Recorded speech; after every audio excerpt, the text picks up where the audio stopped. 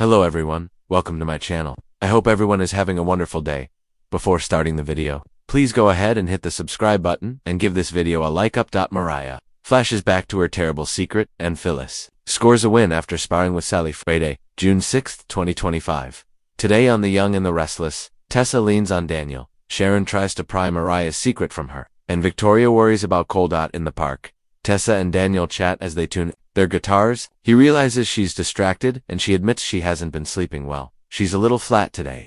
Daniel asks if Mariah got the bug that's going around. Tessa admits it's Mariah that's got her tossing and turning. Things have been weird between them. My wife isn't really talking to me, and I don't know why.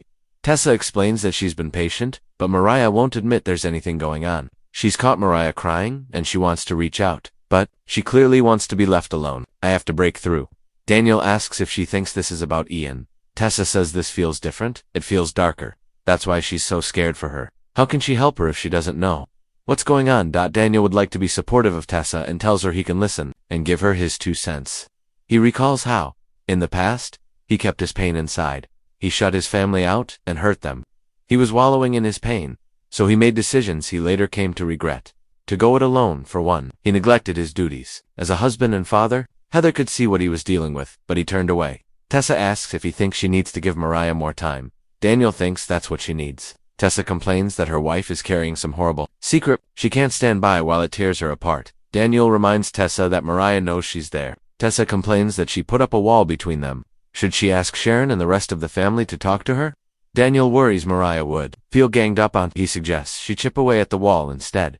Tessa starts playing her guitar, and Daniel joins in. Tessa grins. They just wrote a song together. Daniel tells Tessa their song doesn't sound half bad. Tessa begins putting words to it as they strum, but becomes emotional and tears up. Daniel worries he pushed too hard, but she assures him he was just being a friend when she desperately needed one. Maybe she needs these lessons as much as he does. Daniel tells her watching her put words to music is incredible. Mariah melts down at Sharon's place. A distracted-looking Mariah is thanked by Sharon for her good work. She appreciates her covering for her when she was in London and tells her daughter that what Ian Ward did to her is not her fault. Mariah tries to change the subject, but Sharon knows she's carrying a lot. Has she told Tessa what happened while she was away? Mariah won't be telling Tessa. It's behind her. Sharon doesn't think she's put it behind her and warns she must deal with her trauma before it's too late. Sharon doesn't want to pressure Mariah, but she can see how much this is hurting her. Her light has gone out. Whatever she thinks she's doing to deal with her feelings isn't working. Mariah will pull herself together. Sharon argues it's not that easy. She's done what she's doing and knows it doesn't work. Mariah tries to shut her mother down, but Sharon warns she has to let this out. If she can't tell Tessa the truth,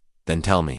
Mariah can't even admit it to herself, let alone Tessa. Sharon swears if she tells her it will stay between them with no judgment. She has some idea of what happened. Were you with someone else? Did you have a one-night stand? Mariah wants to tell her, but she just can't. Sharon warns, keeping the secret might do more damage than whatever it is she did. Mariah says it was so much worse than a one-night stand. It's just so wrong. That's why I'm so twisted up about it. I don't understand. A one-night stand she could confess and ask for Tessa's forgiveness, but this, she doesn't even know how to begin to tell Tessa about what she's done.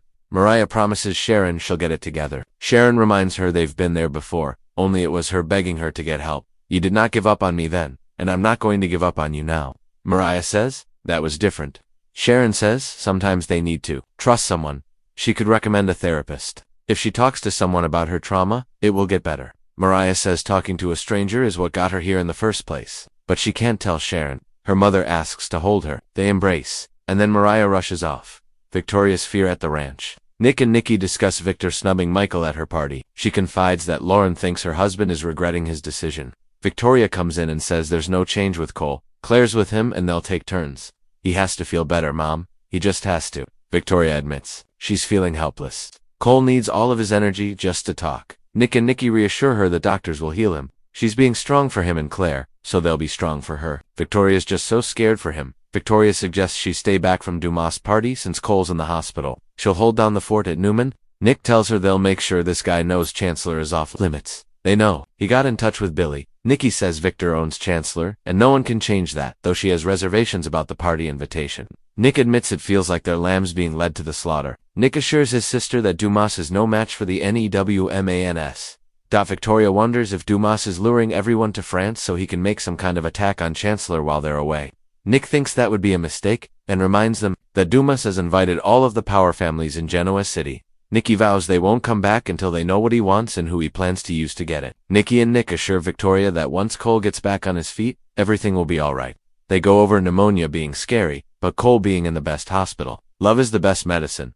Phyllis versus Sally. Billy kisses Sally upon arrival. At the club, his phone rings. It's Tracy, and he steps away to take it. Phyllis comes down the stairs and gets in Sally's face. Not very good at watching your back, are you? Sally tells Phyllis she's not afraid of her. Phyllis says, then you are dumber than you appear. They trade insults as Phyllis points out that there isn't any man Sally's dated in this town who hasn't employed her. She wonders, who's your next sucker? Sally asks if Phyllis really wants to compare resumes. Billy interrupts and Phyllis stalks off. Billy asks if Sally's alright. She says her day will only get better from here. Billy and Sally sit, and she says she's been thinking about his proposal to postpone their launch until after Dumas's party. He asks if it's bonjour or au revoir. Sally loves France, so the answer is oui. Having some extra time will be a good thing. Besides, she didn't want him to go without her. She'll make sure he doesn't do anything he'll regret. She fears he'll try and charm Dumas into trying to steal Chancellor back from the Newmans. Sally and Billy discuss Dumas' intentions. Billy wants to know his endgame. Sally warns him to be careful this close to their launch. Billy reassures her and they gush about having a romantic getaway and kiss. Sally wants to go upstairs. Billy does too. At the bar, Phyllis texts Amanda, where are you? If you don't want me to crash this party, get me on the list. When Phyllis finally gets a call back from Amanda, she's over the moon to hear that her pal got her onto the guest list for the party in Nice. Billy and Sally reappear in time to hear her say, I'll see you in France. Billy asks, you're going to Aristotle's party? Phyllis says of course she is. She guesses they're not a part of this. Sally needles that she'll have to figure out what to wear. Showing up in the same outfit as Phyllis would be awkward for you. Phyllis understands why Billy's invited, but does he really want to tarnish his reputation with Sally? Sally needles that Phyllis just got her invitation. She's a seat filler. They go over the guest list. Sally says they've all got impressive careers, except Phyllis.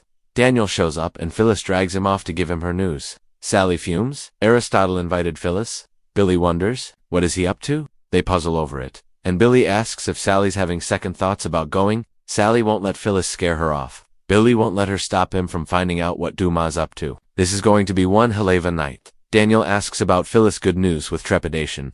Phyllis is irked by his attitude, but tells him she just got her foot in the door. She's one step closer to blowing everyone in that town out of the water. Mariah's memories in the park. Mariah sits on a bench and flashes to drinking in a hotel. An older man, bold and beautiful Alan Michael Swan, walks up and says, someone looks like they could use a friend. In the present, Mariah cringes and sighs. Tessa comes along and greets her wife.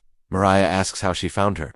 Tessa says it was just luck and asks why she's not at work. Mariah says she decided to get some fresh air. Tessa tells her she had her guitar lesson with Daniel and asks if she wants to hear their new song. Mariah says, sure. Tessa belts out the song, which is all about someone hurting someone unintentionally. Mariah chokes up. I love you so much. Tessa loves her too. So will you please just tell me what's going on?